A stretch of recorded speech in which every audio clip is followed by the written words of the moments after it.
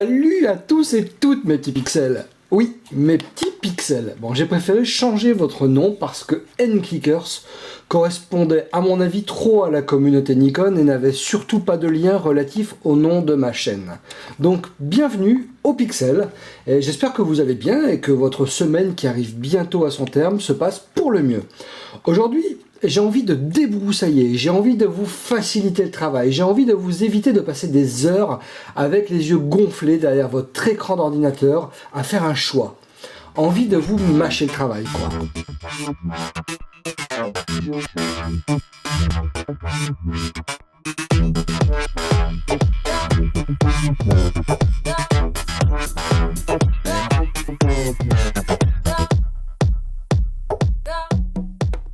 Parce que j'ai été confronté à ça il y a quelques semaines, j'ai envie de vous parler du choix des flashs et des récepteurs Yongnuo compatibles avec nos réflexes Nikon, Canon, Pentax, Olympus, etc. Il y a plusieurs semaines, quand j'ai souhaité apprendre la photographie au flash, j'ai suivi pas mal de tutos sur YouTube et j'ai beaucoup appris grâce à 3 youtubeurs qui sont Philippe McCorders, Tom Migo Photographie que j'adore vraiment, et dernièrement j'ai découvert Cédric de Blog Photographe qui parle très bien de la photo haute vitesse au flash.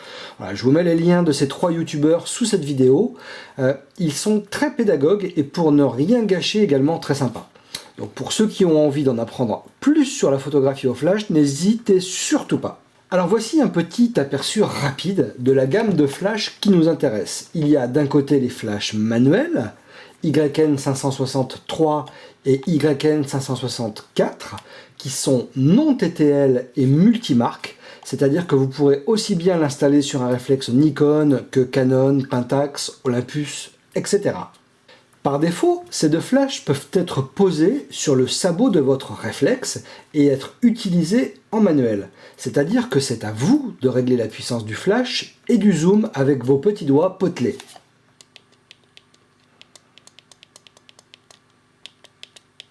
Ce qui devient intéressant pour faire de la photo studio ou strobiste, alors le terme strobiste désigne, pour ceux qui ne le savent pas, tout photographe qui utilise un ou plusieurs flashs Cobra en mode déporté, c'est-à-dire que le flash ne doit pas se trouver sur la griffe porte-flash de l'appareil.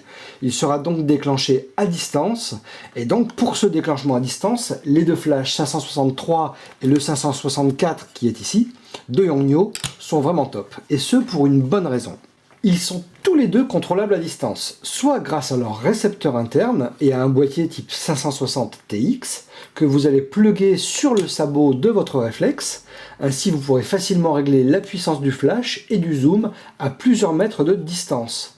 C'est aussi très pratique quand votre flash se trouve dans une boîte à lumière et que vous voulez éviter de le sortir à chaque réglage.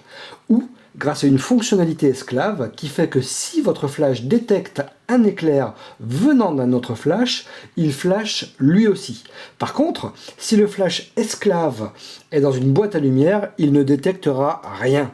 Le 563 est un flash manuel multimarque, donc contrôlable à distance, avec une communication sans fil 2,4 GHz, qui fonctionne avec les déclencheurs YN 560 TX. RF 603 version 1 et 2 et RF 602. Le 564, pour le coup, c'est celui-ci. A les mêmes fonctionnalités que le 563, mais en plus il permet de contrôler la puissance d'autres flashs de la gamme à distance. C'est-à-dire qu'en tapotant sur cet écran-là, je vais pouvoir régler la puissance d'un autre flash 564 ou 563 à distance. Niveau compatibilité. Le Yongnuo 563 est compatible avec les Canon 1D, 6D, 7D, 60D, 5D Mark II, 550D, 600D, etc. Et les Nikon D3000, D5000, D5100, D7000, D7100, D7200, et voilà. Ensuite viennent les flashs Yongnuo TTL. Attention, ces flashs n'ont pas de récepteur intégré, comme les deux flashs précédemment cités. Celui-ci, en l'occurrence.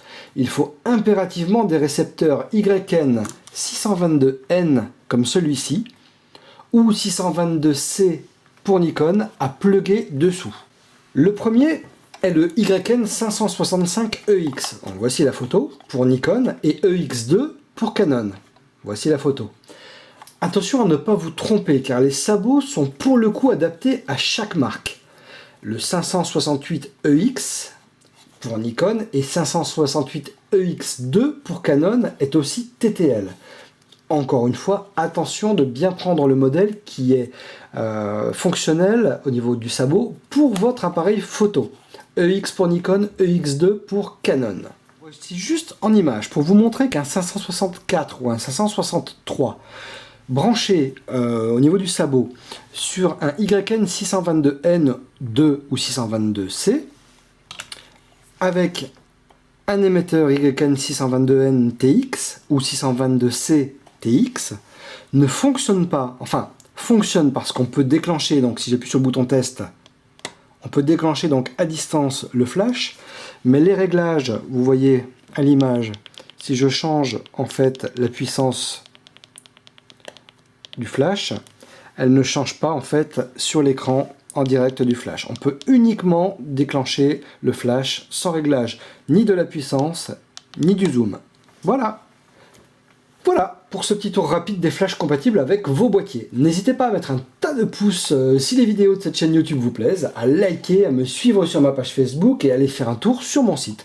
Si vous avez des questions, des idées pour la chaîne et autres, envoyez-moi toutes vos questions à cette adresse qui s'affiche, questions@gmail.com. Salut mes petits pixels, ça change, hein, c'est plus mes clickers. Salut mes petits pixels, sortez vite et shootez. Bye. Thank